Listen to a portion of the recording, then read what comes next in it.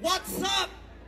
Ang up, tubig, baha, pagnanakaw, korupsyon, yun ang mataas sa Pilipinas. What's down? Ang down, ang babang-baba, yung mga Pilipino. Kaya sa ngalan ng lahat ng mga kapwa ko artistang nasa entablado ngayon, pati na rin yung mga artistang nasa baba at nasa iba't ibang lugar na nakikisama sa amin, binabati po namin kayong lahat. Mabuhay kayo, mga kapwa namin Pilipinong nanakawan ng gobyerno. Mabuhay kayo. Yan ang pagbati natin sa isa't isa. At para sa lahat naman ng mga politiko at bahagi na ng gobyerno na nagnakaw sa atin, nagnanakaw sa atin, mga nakatingin habang may nagnanakaw sa atin, mga kasama ng mga nagnanakaw sa atin, mga alam na may nagnanakaw pero hindi nagsasalita, mga kasama ng mga nagnanakaw, mga nagtatago ng magnanakaw, isa lang ang gusto naming sabihin sa inyong lahat. Patawad kay Father pero putang ina ninyo! Kaputa-putahan ng mga putang ina nyo! Katatapos lang ng misa, pero Panginoon, patawarin nyo kami, pero totoo yan. Ito ang wika ng lahat ng mga Pilipinong ninakawan, putang ina nyo! Putang ina nyo! Putang ina nyo! Putang ina nyo! Putang ina nyo!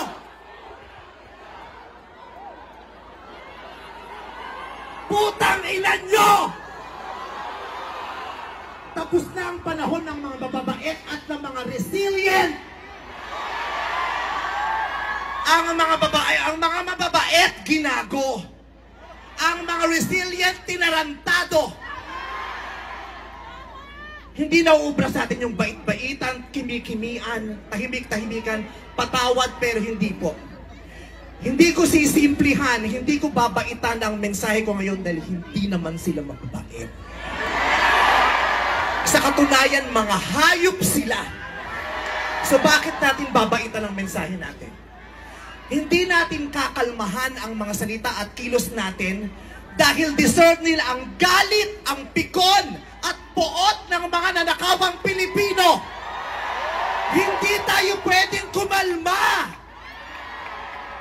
Hindi pwedeng iiyak lang. Hindi pwedeng magtitiis lang, hindi tayo kakalma.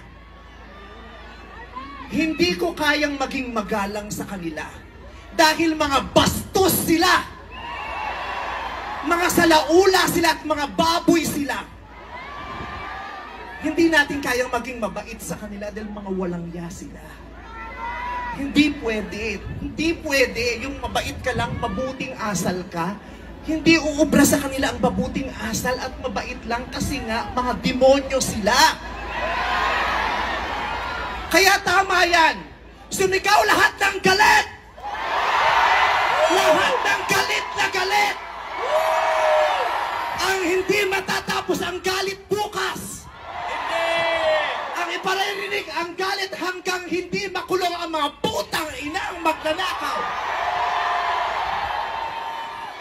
Hindi tayong pwede magalit lang ngayon. Kailangan hanggang bukas, kailangan sa susunod na linggo, kailangan sa susunod na buwan, hanggang umabot ng ilang taon hanggat hindi sila nauubos. Walang mawawala sa atin kasi ubos na tayo. Kaya ang gagawin natin ngayon ay babawi na tayo. Ikulong ang mga magnanakaw. Para sa akin, hindi nga sapat ang kulong. Dapat patayin ang mga korap na magnanakaw. Ibalik ang death penalty para sa mga korap. Para patayin ang mga magnanakaw, ikulong pati pamilya nila. Dapat gumawa ng batas ang pamahalaan para ibalik ang death penalty. Pasensya na po, Father. Alam kong ayaw mo ng death penalty. Ipagdasal mo na lang ako. Ibalik ang death penalty para sa magnanakaw. Dahil ang magnanakaw, ang corrupt na public official, hindi ko natatawag na public official, ang corrupt na politiko ay higit pa sa mamamatay tao. Ang corrupt na politician ay higit pa sa magnanakaw. Ang corrupt na politician, ang korupsyon ay higit pa sa terorismo. Ang mga terorista, namimili lamang ng lugar at panahon kung kailan aatake.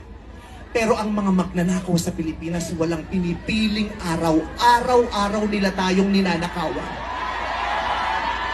At ang inaatake ng mga terorista, yung mga iba ang pananampalataya, iba ang paniniwala, ibang lahi. Pero ang mga korap, kapwa Pilipinong kalahi ang ninakawan. Kaya hindi tayo pwedeng sumuko lang ng ganito. Kaya hinahamon ka namin, Pangulong Bongbong Marcos, kung gusto mong magkaroon ng magandang legasiya, ang pangalan mo, ipakulong mo lahat ng magnanakaw.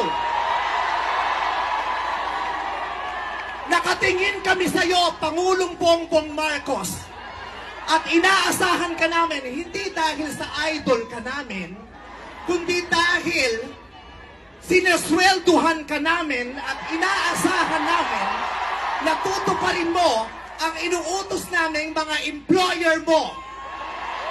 Kami ang nagpapasahod sa inyo. Tapos na ang panahon na natatakot tayo sa gobyerno. Takutin natin ang gobyerno dahil ang kapangyarihan nasa sa atin, wala sa kanila.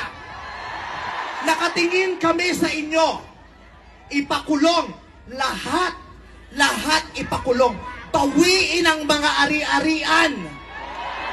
Bawiin ang mga ari-arian. Pati atay, i-donate. Ibigay ang atay. Pati mata, i-donate. Walang ititira kasi nga, hindi tayo pwedeng maawa dahil mga putang ina nila. Maraming salamat sa inyong lahat. Sasamahan namin kayo hanggang mamaya. Isa pa, putang ina nyo! Sobra na, tama na. Sobra na, tama na.